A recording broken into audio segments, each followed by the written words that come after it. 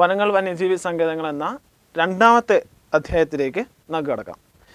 ഇനി പഠിക്കാനുള്ളത് കേരളത്തിലെ 18 വന്യജീവി സങ്കേതങ്ങളും അത് സ്ഥിതി ചെയ്യുന്ന ജില്ലയും അത് ഏത് വർഷം നിലവിൽ വന്നു, അതിൻ്റെ ഏരിയ എത്രയാണ് എന്നൊക്കെയാണ്. ഫസ്റ്റ് നെയ്യാർ. നെയ്യാർ എവിടെ നമ്മൾ പഠിച്ചു കഴിഞ്ഞു? തിരുവനന്തപുരം ജില്ലയിലാണ്. ഏതാണ്? തിരുവനന്തപുരം ജില്ലയിലാണ്. ഏത് വർഷം നിലവിൽ വന്നേ? 1958 നിലവിൽ വന്നു. അപ്പോൾ നെയ്യാറ് തിരുവനന്തപുരം ജില്ലയിൽ സ്ഥിതി ചെയ്യുന്നു.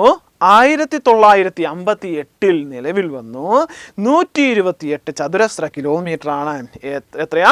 128 ചതുരശ്ര കിലോമീറ്റർ.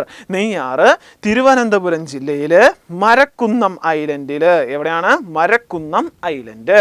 ലയൺ സഫാരി പാർക്ക് എവിടെയാണ്? മരക്കുന്നം ഐലൻഡ്. അഗസ്ത്യമല റിസർവ് വനത്തിന്റെ ഭാഗമാണ്. മാറിപ്പോരുത്.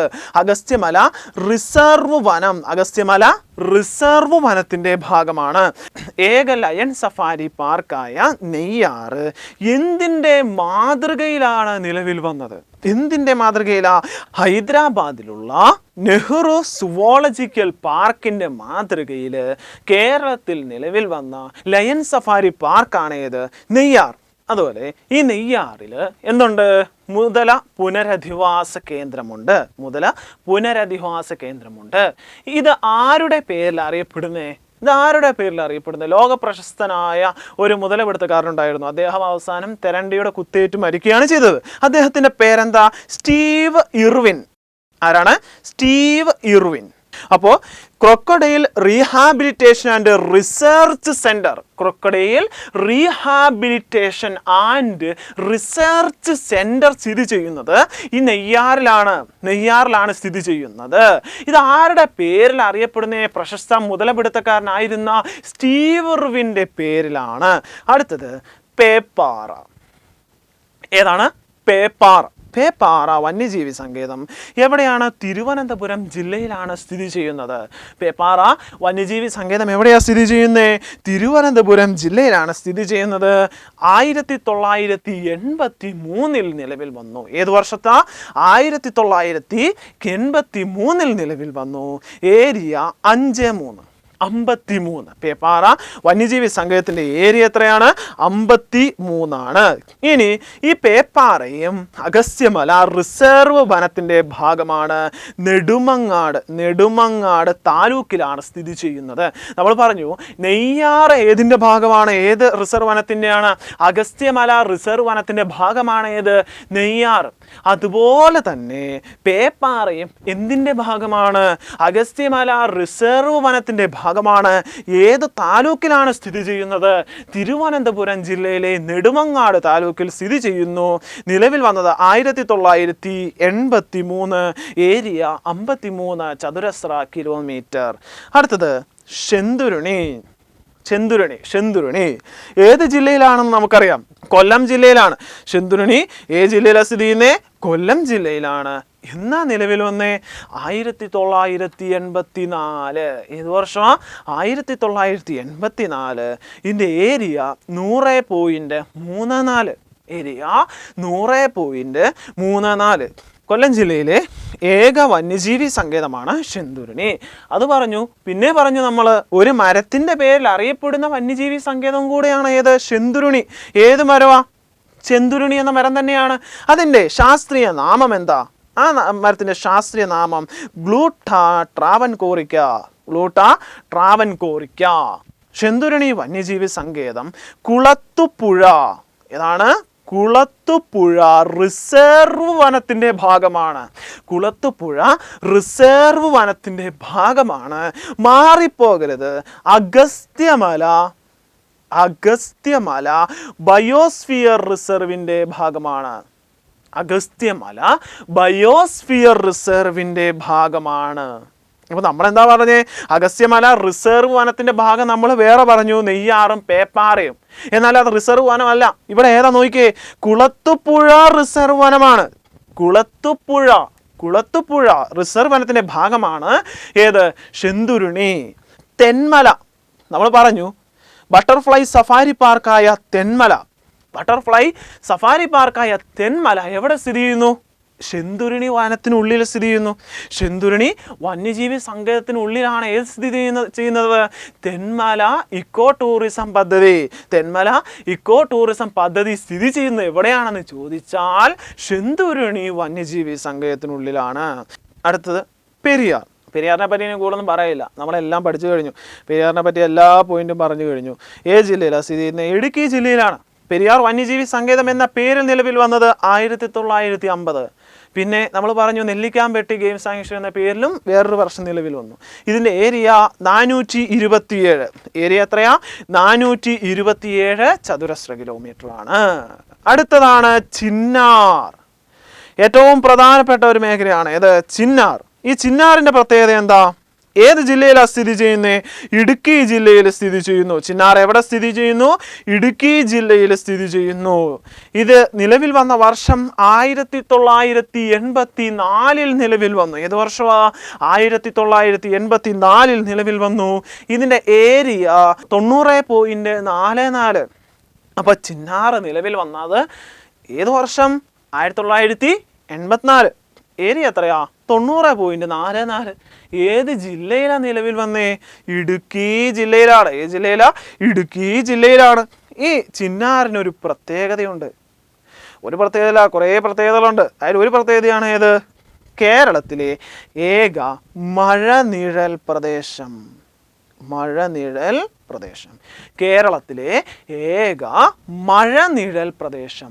Rain shadow area. Rain shadow area, മഴനിഴൽ പ്രദേശം ഏതാണെന്ന് ചോദിച്ചാൽ ഏതാണ്? ചിന്നാറാണ്. ഈ ചിന്നാറിൽ പ്രത്യേകതയുണ്ട്. ഇവിടെ കാണപ്പെടുന്ന സാധനം, കുറച്ച് ഐറ്റംസ് ഇവിടെ കാണപ്പെടുന്നുണ്ട്. ഒന്ന് നക്ഷത്ര ആമ. നക്ഷത്ര ആമ. പിന്നെ കാണപ്പെടുന്നത് ചാമ്പൽ മലയണ്ണാൻ. നക്ഷത്ര ആമയും ചാമ്പൽ മലയണ്ണാനും കാണപ്പെടുന്നു. അപ്പോൾ ചിന്നാറിൻ്റെ പ്രത്യേകത കേരളത്തിലെ ഏക മഴനിഴൽ പ്രദേശം അഥവാ റെയിൻ ഷാഡോ ഏരിയയാണ് ഏത്? ചിന്നാറ്. അതുപോലെ കേരളത്തിൽ ചാമ്പൽ മലയണ്ണാൻ, നക്ഷത്ര ആമ എന്നിവയെ സംരക്ഷിക്കുന്ന അല്ലെങ്കിൽ അവ കാണപ്പെടുന്ന സ്ഥലം ഏതാണെന്ന് ചോദിച്ചാൽ എവിടെയാണ്? ചിന്നാറിലാണ് കാണപ്പെടുന്നത്. അതുപോലെ വെള്ളക്കാട്ടുപോത്തുകളുടെ സാന്നിധ്യമുള്ളതും ചിന്നാറിലാണ്. ഏതാണ്? വെള്ളക്കാട്ടുപോത്തുകളുടെയും സാന്നിധ്യം കാണപ്പെടുന്ന എവിടെയാണ്? ചിന്നാറിലാണ്.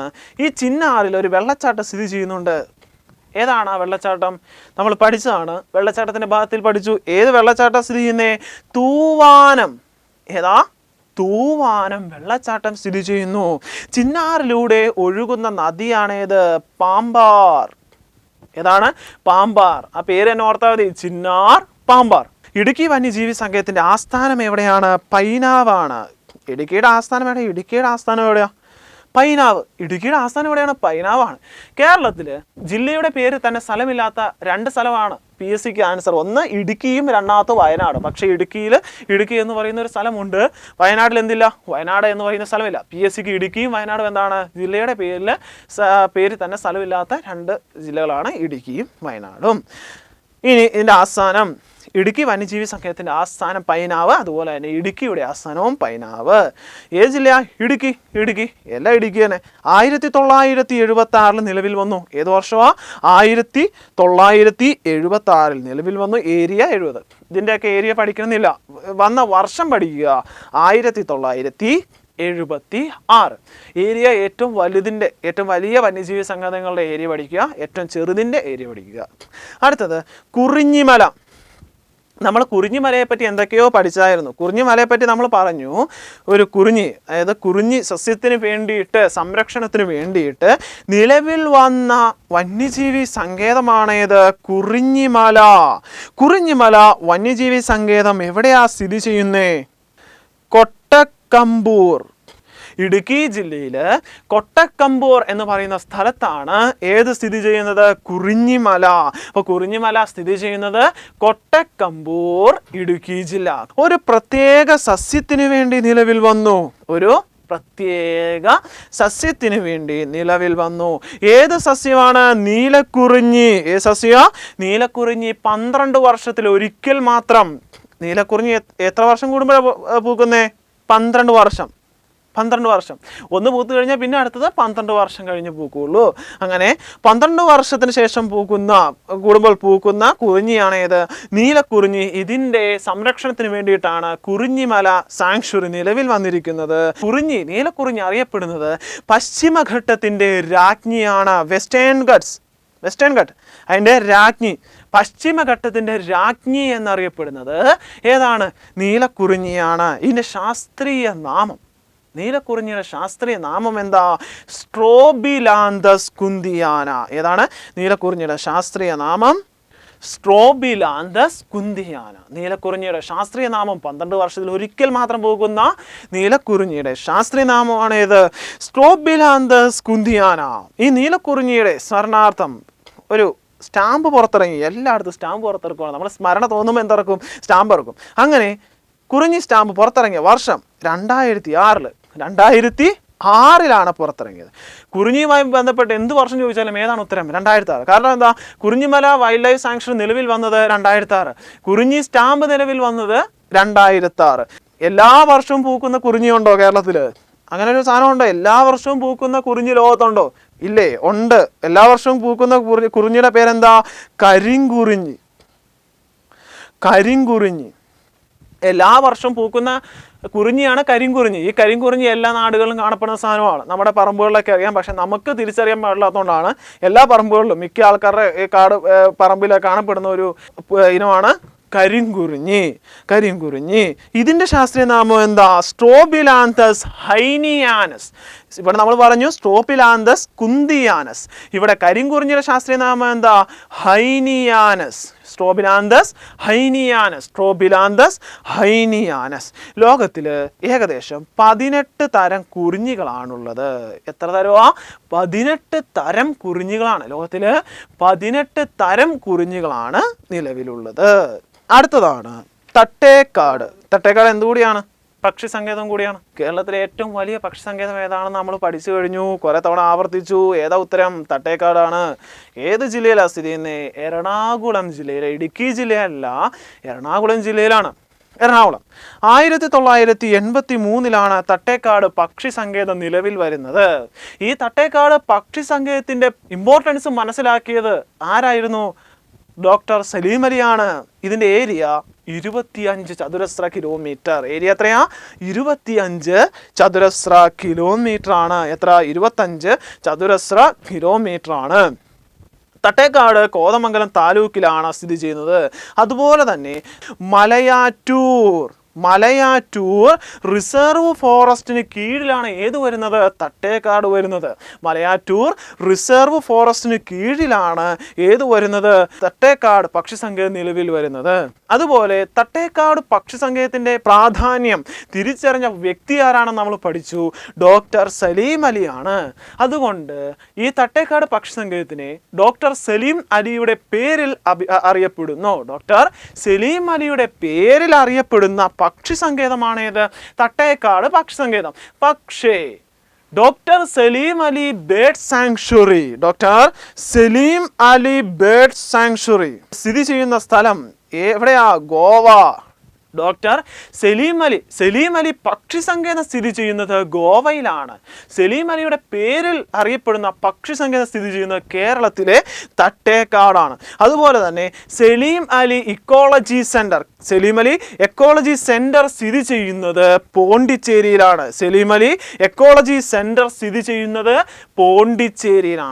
സലീം അലി ഓർണിത്തോളജി സെന്റർ സ്ഥിതി ചെയ്യുന്നത് എവിടെയാ? കോയമ്പത്തൂർ. സലീം അലി ഇക്കോളജി സെന്റർ സ്ഥിതി ചെയ്യുന്നത് പോണ്ടിച്ചേരിയിലും സലീം അലി ഓർണിത്തോളജി സെന്റർ സ്ഥിതി ചെയ്യുന്നത് കോയമ്പത്തൂരുമാണ്.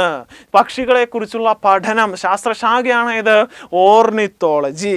പക്ഷികളെ കുറിച്ചുള്ള പേടി, പക്ഷികളോടുള്ള ഭയമാണ് ഇത് ഓർണിത്തോഫോബിയ.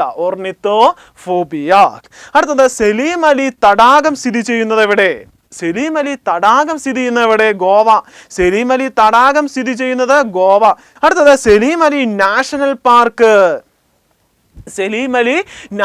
പാർക്ക് സ്ഥിതി ചെയ്യുന്നത് Jammu and Kashmir. Salim Ali national park സ്ഥിതി ചെയ്യുന്നത് ജമ്മു ആൻഡ് കാശ്മീർ. ഇന്ത്യയുടെ പക്ഷി മനുഷ്യൻ എന്നാണ് ആരറിയപ്പെടുന്നത്? സലീം അലി അറിയപ്പെടുന്നത് ഇന്ത്യയുടെ പക്ഷി മനുഷ്യൻ എന്ന് അറിയപ്പെടുന്നു. 1896 നവംബർ 12-നാണ് ഇദ്ദേഹം ജനിച്ചത്. ആര്? സലീം അലി. 1896 നവംബർ 12-ന് സലീം അലി ജനിച്ചു. അതിനാൽ തന്നെ നവംബർ 12 അദ്ദേഹത്തിൻ്റെ ജന്മദിനം. നവംബർ 12 എന്തായിട്ട് നമ്മൾ ആചരിക്കുന്നു?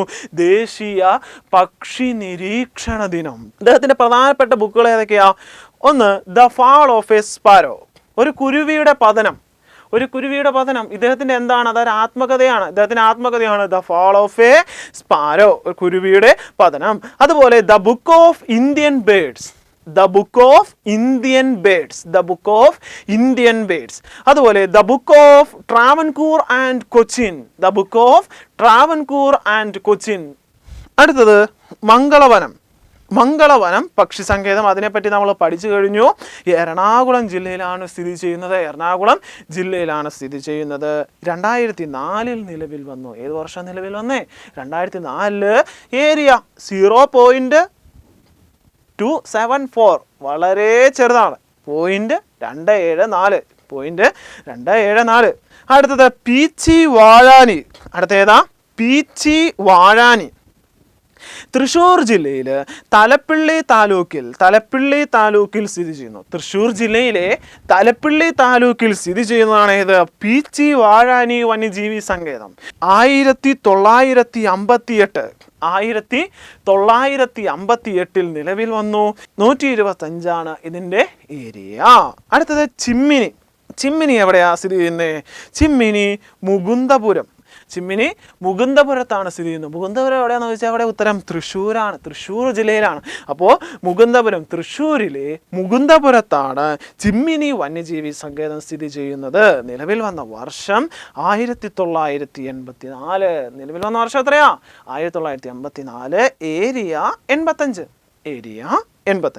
അടുത്തത് പറമ്പിക്കുളം. ഏതാണ്? പറമ്പിക്കുളം എവിടെ സ്ഥിതി ചെയ്യുന്നത്? പാലക്കാട് ജില്ല. എവിടെയാണ്? പാലക്കാട് ജില്ല. ഇതിൻ്റെ ആസ്ഥാനം തൂണക്കടവ്. പറമ്പിക്കുളത്തിൻ്റെ ആസ്ഥാനം തൂണക്കടവ്. ഇത് ഏത് ഗ്രാമപഞ്ചായത്തിലാ? മുതലമട ഗ്രാമപഞ്ചായത്ത്. അപ്പോൾ പാലക്കാട് ജില്ലയിലാണ് പറമ്പിക്കുളം സ്ഥിതി ചെയ്യുന്നത്. തൂണക്കടവാണ് പറമ്പിക്കുളത്തിൻ്റെ ആസ്ഥാനം. ഏത് ഗ്രാമപഞ്ചായത്തിലാണ് സ്ഥിതി ചെയ്യുന്നത്? മുതലമട ഗ്രാമപഞ്ചായത്തിലാണ് സ്ഥിതി ചെയ്യുന്നത്.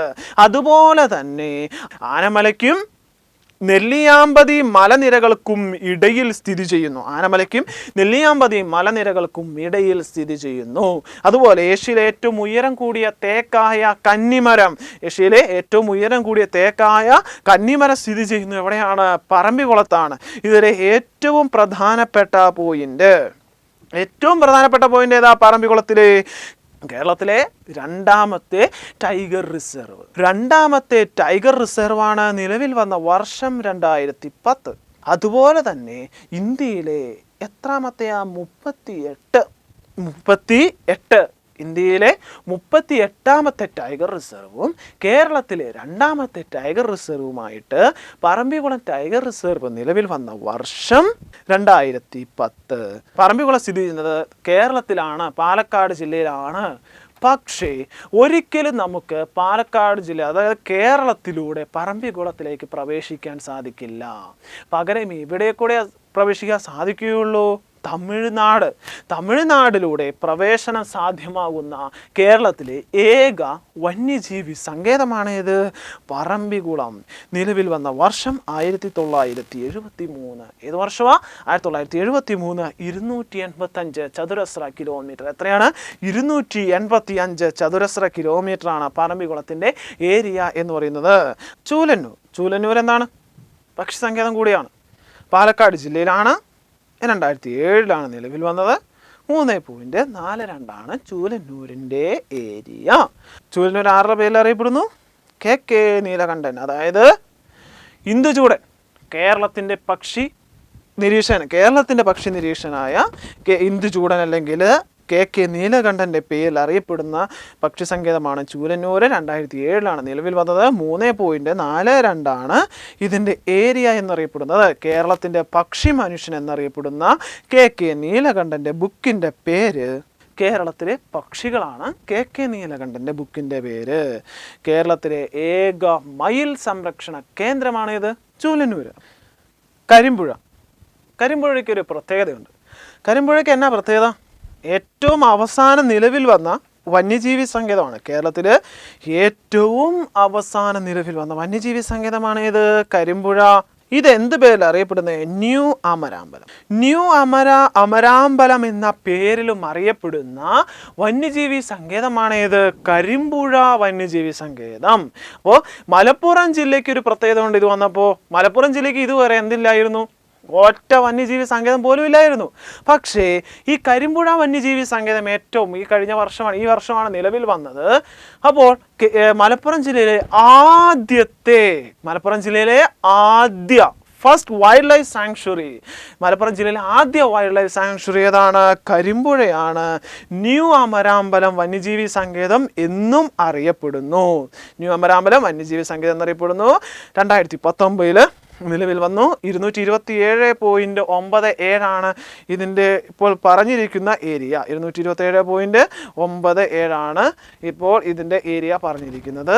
മലപ്പുറം ജില്ലയിലാണ് ന്യൂ അമരാമ്പലം എന്നറിയപ്പെടുന്നു. അതായത് ന്യൂ അമരാമ്പലം സംരക്ഷിത വനവും വടക്കേ കോട്ട മലവാരം നിക്ഷിപ്ത വനവും അടങ്ങിയിരിക്കുന്ന ഒരു മേഖലയാണ് കരിമ്പുഴ എന്ന് പറയുന്നത്. അടുത്തത് മലബാർ വന്യജീവി സങ്കേതം സ്ഥിതി ചെയ്യുന്ന എവിടെയാ? മലപ്പുറത്താണോ? അല്ല. എവിടെയാണ്? കോഴിക്കോടാണ്. മലബാർ വന്യജീവി സങ്കേതം സ്ഥിതി ചെയ്യുന്നത് കോഴിക്കോടാണ്. മലബാർ വന്യജീവി സങ്കേതം സ്ഥിതി ചെയ്യുന്നത് കോഴിക്കോടാണ്. അറിയപ്പെടുന്നത് കക്കയം വന്യജീവി സങ്കേതം. കക്കയം വന്യജീവി സങ്കേതം എന്നറിയപ്പെടുന്നു. ഇവിടെ ഒരു ഐറ്റം കാണപ്പെടുന്നുണ്ട്. ഏത് ഐറ്റമാണ് കാണപ്പെടുന്നത്? റീഡ് തവള. ഇങ്ങനെ തവളമാരുണ്ട്. കേരളത്തിൻ്റെ ഔദ്യോഗിക തവളയുടെ പേരെന്താ? കേരളത്തിന് ഔദ്യോഗികമായിട്ട് തവള വരെയുണ്ട്.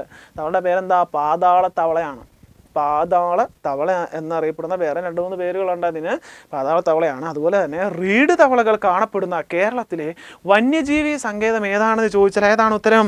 മലബാർ വന്യജീവി സങ്കേതം. മലബാർ വന്യജീവി സങ്കേതത്തിന് മറ്റൊരു പേരാണ് കക്കയം വന്യജീവി സങ്കേതം. കോഴിക്കോട് ജില്ല 2010 നിലവിൽ വന്നു. ഏത് വർഷം? 2010 നിലവിൽ വന്നു. 74.215 ഏരിയ എത്രയാ? 74.215. വയനാട്. അടുത്താണ് വയനാട് വന്യജീവി സങ്കേതം. വയനാട് വന്യജീവി സങ്കേതത്തിനെ പറ്റി പറയുകയാണെങ്കിൽ എന്തൊക്കെ അറിയാം? വയനാട് കേരളത്തിലെ 2ാമത്തെ ഏറ്റവും വലിയ വന്യജീവി സങ്കേതമാണ്. ഏത് ജില്ലയിലാണ്? വയനാട് വന്യജീവി സങ്കേതം ജില്ലയിലാണ്. വയനാട് തന്നെ. 1973 നിലവിൽ വന്നു. 1973 നിലവിൽ വന്നു. 344.44 ഇതിൻ്റെ ഏരിയ. 344.44 ഇതിൻ്റെ ഏരിയ. കേരളത്തിലെ ഏറ്റവും വലിയ 2ാമത്തെ വന്യജീവി സങ്കേതം. അറിയപ്പെടുന്ന പേര് മുത്തങ്ങ. ഏതാ? മുത്തങ്ങ വയനാട് എന്നീ പേരുകളിൽ അറിയപ്പെടുന്ന വന്യജീവി സങ്കേതമാണ്. അതിൻ്റെ ആസ്ഥാനം സുൽത്താൻ ബത്തേരി. ഏതാണ്? സുൽത്താൻ ബത്തേരി. ആസ്ഥാനം ഏതാണ്? സുൽത്താൻ ബത്തേരി. കേരള, തമിഴ്നാട്, കർണാടക അതിർത്തിയിലായിട്ടാണ് ഇത് സ്ഥിതി ചെയ്യുന്നത്. കേരള, തമിഴ്നാട്, കർണാടക ബോർഡറുകളിലായിട്ടാണ് ഏത് സ്ഥിതി ചെയ്യുന്നത്? നമ്മുടെ വയനാട് വന്യജീവി സങ്കേതം സ്ഥിതി ചെയ്യുന്നത്. മാനന്തവാടിയിലാണ്. മാനന്തവാടിയിൽ സുൽത്താൻ ബത്തേരി താലൂക്കിൽ, വയനാട് ജില്ലയിലെ മാനന്തവാടിയിലെ സുൽത്താൻ ബത്തേരി താലൂക്കിലാണ് ഏത് സ്ഥിതി ചെയ്യുന്നത്? വയനാട് വന്യജീവി സങ്കേതം സ്ഥിതി ചെയ്യുന്നത്. ആസ്ഥാനം ഏതാണെന്ന് ചോദിച്ചാൽ ഉത്തരം ഏതാണ്? സുൽത്താൻ ബത്തേരി. ഇവിടെ സംരക്ഷിക്കപ്പെടുന്ന മൃഗം ഏതാണ്? ആനയാണ്. അതുപോലെ ഇവിടെ ഒരു വെടിവെപ്പ്, മുത്തങ്ങ വെടിവെപ്പ്. നിങ്ങൾക്കറിയാം മുത്തങ്ങ വെടിവെപ്പ് ഏത് വർഷമാണ് നടന്നത്? 2003 ഫെബ്രുവരി 19. 2003 ഫെബ്രുവരി 19 മുത്തങ്ങ വെടിവെപ്പ് നടന്നത്. മുത്തങ്ങ സമരനായിക ആരാണെന്നും നിങ്ങൾക്കറിയാം. ആരാണ്? CK ജാനു. 2003 ഫെബ്രുവരി 19 മുത്തങ്ങ വെടിവെപ്പുണ്ടായത്. സമരനായിക CK ജാനുവാണ്. അതുപോലെ വയനാട് വന്യജീവി സങ്കേതം നീലഗിരി ബയോസ്ഫിയർ റിസർവിൻ്റെ ഭാഗമാണ്. ഇനി നമ്മുടെ വയനാട് വന്യജീവി സങ്കേതത്തിന് സമീപം സ്ഥിതി ചെയ്യുന്ന തമിഴ്നാട്ടിലെയും കർണാടകയിലെയും കുറച്ച് നാഷണൽ പാർക്കുകളുണ്ട്. ഏതൊക്കെയാ? മുതുമല, ബന്ദിപ്പൂർ, നാഗർഹോളെ. ഏതൊക്കെയാണ്? മുതുമല നാഷണൽ പാർക്ക് എവിടെയാണ് സ്ഥിതി ചെയ്യുന്നത്? തമിഴ്നാട്ടിലാണ്. മുതുമല എവിടെയാ? തമിഴ്നാട്ടില്. ബന്ദിപ്പൂര് എവിടെയാ? കർണാടക. നാഗർഹോളെ കബനി നദി ഏത് നാഷണൽ പാർക്കിന്റെ സമീപത്താണ് ഒഴുകുന്നത് നമ്മൾ പഠിച്ചു? നാഗർഹോളെ. അപ്പോൾ നാഗർഹോളെ, മുതുമല, ബന്ദിപ്പൂര്, നാഗർഹോളെ എന്നീ നാഷണൽ പാർക്കുകളൊക്കെ സമീപത്ത് സ്ഥിതി ചെയ്യുന്നു. എന്തിന്റെ സമീപത്ത്? വയനാട് വന്യജീവി സങ്കേതത്തിന്റെ സമീപത്ത്. അടുത്തത് ആറളം. ഏതാണ്? ആറളം ഏത് ജില്ലയിലാ? കണ്ണൂർ ജില്ല. ആറളം സ്ഥിതി ചെയ്യുന്നത് കണ്ണൂർ ജില്ല. 1984 നിലവിൽ വന്നു. 1984 നിലവിൽ വന്നു. 55 ഇതിൻ്റെ ഏരിയ. 55 ചതുരശ്ര കിലോമീറ്റർ. എത്രയാണ്? 55 ചതുരശ്ര കിലോമീറ്റർ. അതുപോലെ കർണാടകയിലെ കുടക് അല്ലെങ്കിൽ കൂർഗ് സെയിം ആണ്. കർണാടകയിലെ കുടക് വനത്തോട് ചേർന്ന് കിടക്കുന്ന വന്യജീവി സങ്കേതമാണ് ഇത് ആറളം. കർണാടകയിലെ കുടക് വനത്തിനോട് ചേർന്ന് കിടക്കുന്ന വന്യജീവി സങ്കേതമാണ് ആറളം. അതുപോലെ തന്നെ സൈലന്റ് വാലി ഓഫ് കണ്ണൂർ. കണ്ണൂരിൻ്റെ സൈലന്റ് വാലി എന്നറിയപ്പെടുന്ന ഏതാണ്? ആറളമാണ്. കേരളത്തിൽ പൂമ്പാറ്റകളുടെ ദേശാടനം ആദ്യമായി നിരീക്ഷിക്കപ്പെട്ട സ്ഥലമാണേത്? ആറളം. അതുപോലെ തന്നെ സഹ്യാദ്രി തവിടൻ. ഏതാണ്? സഹ്യാദ്രി തവിടൻ. നാൽവരയൻ നീലി. ഇതൊക്കെ എന്നതാ? ആറളത്തുള്ള പ്രേതങ്ങളുടെ പേരാണോ? അല്ല. ആറളത്ത് ഏറ്റവും പുതിയതായി കണ്ടെത്തിയ ചിത്രശലഭങ്ങളുടെ പേരാണ്. ആറളത്ത് ഏറ്റവും പുതിയതായി കണ്ടെത്തിയ ചിത്രശലഭങ്ങളുടെ പേരാണേത്? സഹ്യാദ്രി തവിടനും നാൽവരയൻ നീലിയും. അടുത്തത് കൊട്ടിയൂർ. ഏതാണ്? കൊട്ടിയൂർ എവിടെയാണ്? കണ്ണൂരിലാണ്. 2011 നിലവിൽ വന്നത്. 30.38. കൊട്ടിയൂർ എവിടെയാ? കണ്ണൂരിൽ. 2011 നിലവിൽ വന്നു. 30.38 ഇതിൻ്റെ ഏരിയ. കേരള ജോഗ്രഫിയിലെ വനം വന്യജീവി സങ്കേതം എന്ന പാർട്ടിലെ രണ്ടാമത്തെ ഭാഗം ഇവിടെ അവസാനിച്ചിരിക്കുന്നു. ഇനി അടുത്ത ഭാഗത്ത് നമുക്കിതിൻ്റെ ബാക്കി പഠിക്കാം.